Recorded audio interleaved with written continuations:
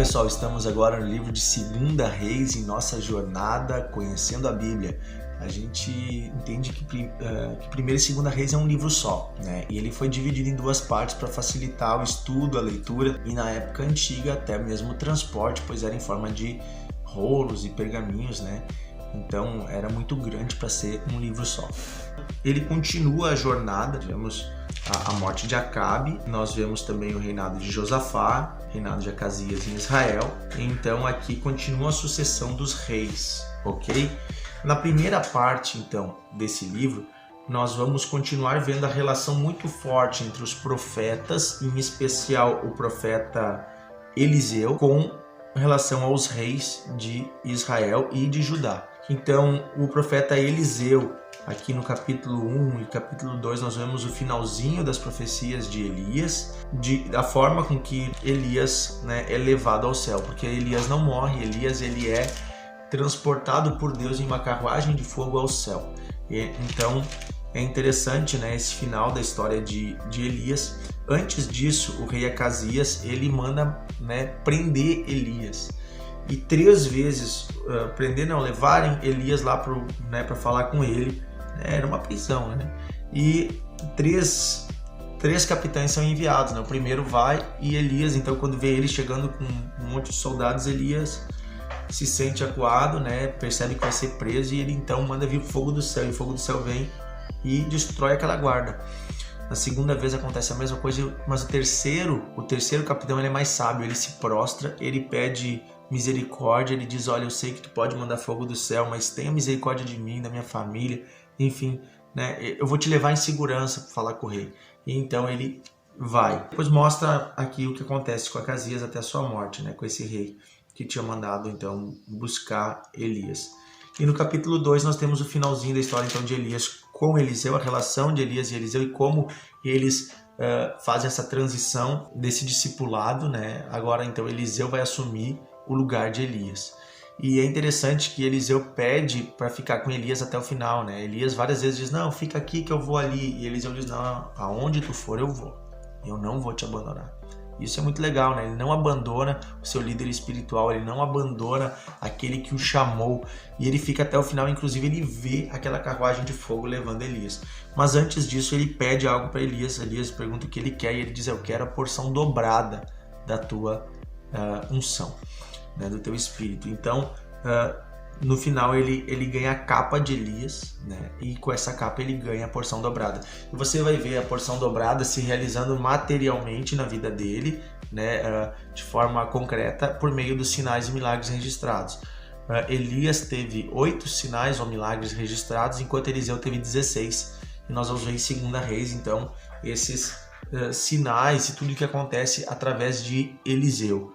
Capítulo 3, então, o reinado de Jorão sobre Israel, e Eliseu vai lá e prediz a vitória que eles tiveram sobre Moabe, e de fato se concretiza, né? Moabe é derrotada pelo rei Jorão de Israel, e aí nós temos várias passagens dos milagres de Eliseu. Ele aumenta o azeite de uma viúva, ele faz aquela multiplicação que o azeite fica jorrando enquanto tem vasilhas. Depois nós temos Eliseu também na casa da Sunamita, é uma passagem muito interessante, né, em que esta mulher ela escolhe fazer um lugar para Eliseu ficar, porque Eliseu passava naquele caminho sempre, e ela então constrói um quarto no sótão, né, e ela sustenta ele toda vez que ela passa ali. Ela não pede nada para ele, porém ele quer abençoar ela.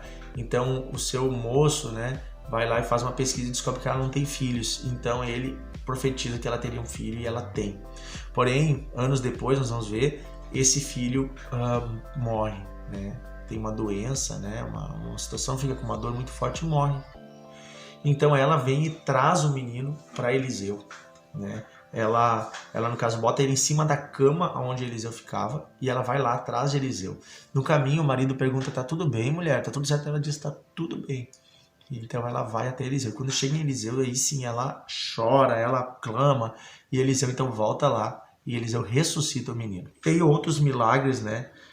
Acontecem, como 20 pães que satisfazem 100 homens, aquela morte que havia na panela, né? Eliseu vai lá e purifica o alimento e multiplica, né? Para que as pessoas possam comer. Naamã, aquele chefe do exército da Síria, é trazido para Eliseu, e Eliseu manda ele se banhar 7 vezes no Rio Jordão, e ele é curado da lepra. Porém, né, Geazi, que era Eliseu, ele era um discípulo de Eliseu, quando ele vê que Naamã quer dar uma oferta, quer dar um recurso, e Eliseu se nega, ele vai atrás e ele pega o recurso para ele. Ele pede em nome de Eliseu e ele pega para ele o donativo que Naamã estava oferecendo. E por causa disso, Geazi é atacado de uma lepra. Por causa da sua corrupção, ele passa a ter uma doença terrível. Eliseu depois faz um machado flutuar. Na guerra contra os sírios ele também se envolve, né? Ele ajuda Israel. Então nós temos aqui a fome que havia em Samaria. Eliseu prediz então que vai vir um tempo de abundância, né? Os leprosos contam então o que acontece, a fuga dos sírios que estavam atacando o arraial de Israel. Então se cumpre a profecia de Eliseu, né? Por quê? Porque os sírios estavam cercando Israel, né? E estavam então faltando alimentos e as coisas estavam sendo vendidas muito caras. Mas aí quando os sírios vão embora, então o povo vai lá e saqueia o arraial dos sírios e começa a se vender os produtos mais baratos, porque tinha muito produto, né, muita mercadoria. Então se cumpre o que Eliseu tinha dito, né, de que os produtos seriam vendidos com um preço muito baixo e novamente haveria alimento para todos, né? E aí nós temos várias outras passagens aqui, né, como o reinado de Jeorão, o reinado de Acasias, e ainda nesse período nós estamos falando que o reino ainda está dividido, ainda existem 2 reinos, né? No norte é Israel e no sul é Judá. Então nós temos várias passagens desses reis aqui, elas vão seguindo, capítulo 10, capítulo 11, né? Então nós temos o capítulo 13, a última profecia então de Eliseu e a morte de Eliseu. O rei Joás, sabendo que Eliseu estava doente, vai visitar ele e diz: meu pai. Ele gostava muito de Eliseu.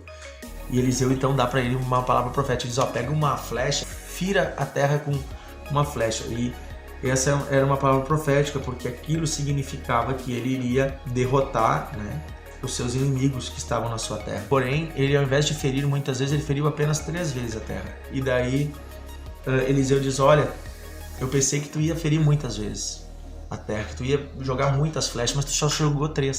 Se tu tivesse jogado 5 ou 6, talvez tu tivesse derrotado totalmente os teus inimigos que estão invadindo a tua terra.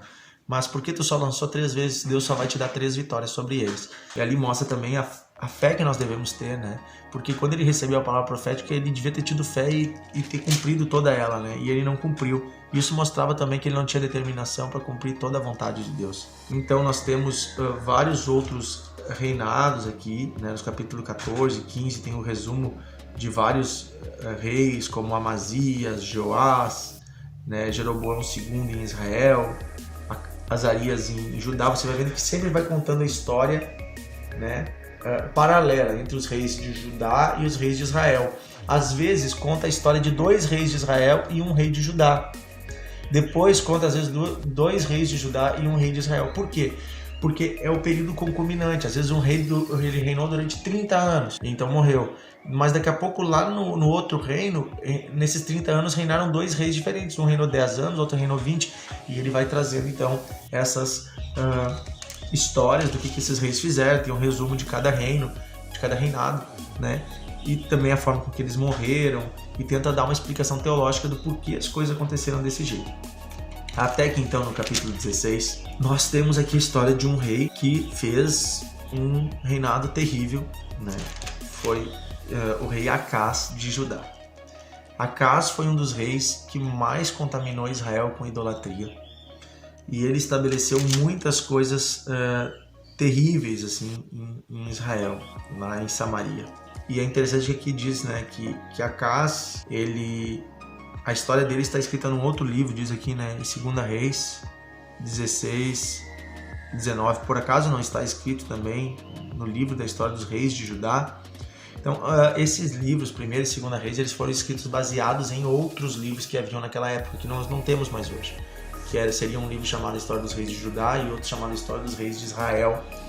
E tinham outros livros, e o autor usou esses dados para compilar aqui. Então, fala também então, no capítulo 17 sobre o final então, do reino, quando termina o reino de Israel, o reino do norte.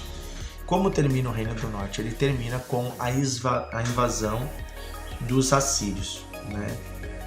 um rei assírio chamado Salmaneser, rei da Síria. Ele invade Israel no ano de 723 a.C. e toma a cidade de Samaria. E ele leva os samaritanos, o povo dali, como escravo lá para a Síria. E ele traz pessoas lá da Síria, população de vários outros territórios, né?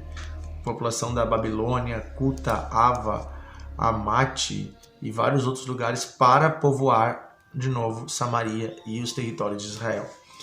E aqui então no capítulo 17, versículo 29 em diante, fala os motivos então pelos quais Samaria se tornou um lugar de culto misto, onde o culto foi misturado do Deus de Israel com outros deuses, porque foi trazida essa população de outros lugares que não eram israelitas para ali, né? E então a partir do capítulo 18 nós temos um segundo momento desta história do livro de 2 Reis, que é o reinado. A partir dali começa a se falar apenas dos reis de Judá. Por quê? Porque a partir de então o reino do norte ele foi tomado pelos assírios. Não há mais reis de Israel. A partir de então aquela região está dominada e vai ser governada por um governo estrangeiro, ok? Então não há mais rei de Israel. E eles estão lá então, cativeiro da Assíria.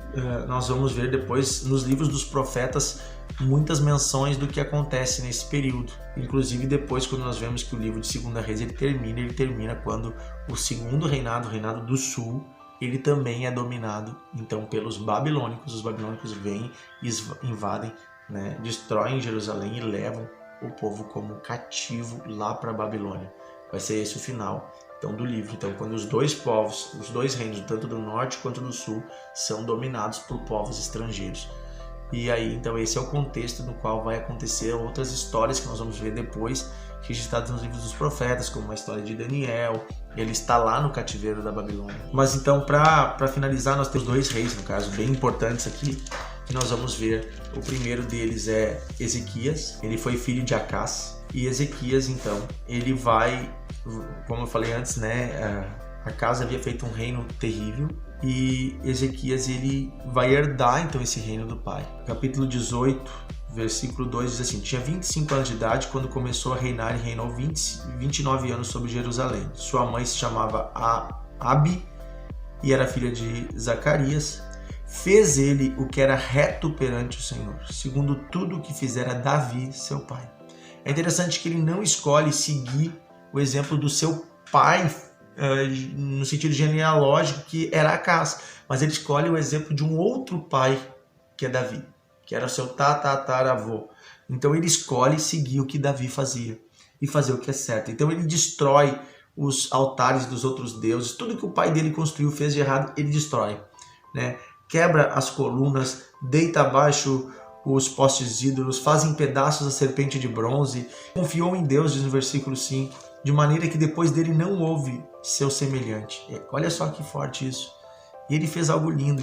Então ele vai fazer também todo um trabalho de restauração de Israel, de limpeza do templo, de organização novamente do culto, né? E você vai ver que Deus vai abençoar muito ele. Quem era o profeta que se comunicava com ele era o profeta Isaías. Então, muito do que está no livro de Isaías vai se comunicar com o que está aqui, ok? Então, se você quer entender um pouco mais o reinado de Ezequias e esse período, né, final dos reinos de Judá, você precisa ler o livro do profeta Isaías também. Ele acaba contando com o apoio do profeta Isaías, e o rei da Síria também, né, vem com seus exércitos para derrotar Israel. Porém, o profeta Isaías, ele traz, né, depois de uma oração que Ezequias faz a Deus, pedindo que Deus derrote, né, Senaqueribe, pois ele não tinha exército suficiente para derrotar esse rei dos assírios. Então, o profeta vem, Isaías, e ele conforta Ezequias dizendo que Deus faria justiça e Deus não permitiria que Jerusalém fosse invadida por esse rei. Diz no capítulo 19, versículo 35, então naquela mesma noite saiu o anjo do Senhor e feriu o arraial dos assírios. 185 mil homens que se levantaram, os restantes pela manhã, eis que todos eram cadáveres. Retirou-se, pois, Senaqueribe, rei da Síria, e se foi, e voltou para Nínive. Você vai ver aqui que, né, Deus foi ele mesmo e fez a justiça para que Israel não fosse, para que Jerusalém não fosse sitiada e destruída. Ezequias fica doente, né? O profeta avisa então que ele iria morrer, mas ele pede a Deus mais tempo de vida. O profeta vem e responde a ele que Deus está acrescentando mais 15 anos de vida a ele e queria livrar ele do rei da Síria. Atue essa cidade e defenderei essa cidade por amor de mim e por amor de Davi, meu servo, Deus disse. E o profeta Isaías, olha o que ele disse. Ele inclusive deu o remédio para curar a doença deles. Tomai uma pasta de figos, né, tomaram e puseram sobre as úlceras, e ele se recuperou da saúde. Então o profeta Isaías inclusive traz a cura ali física que era necessário para curá-lo daquelas úlceras que ele tinha. E aí acontece um erro no final do governo de Ezequias. O rei da Babilônia, ele vem e ele manda um embaixador até Israel, até Jerusalém no caso, né, até Judá. E Ezequias vai lá e mostra toda a riqueza que ele tem do templo, tudo. Né? Não devia ter feito isso, ter levado o homem para dentro e mostrado o ouro, mostrado tudo. Ele mostra toda a riqueza que tinha no templo, no palácio, tudo.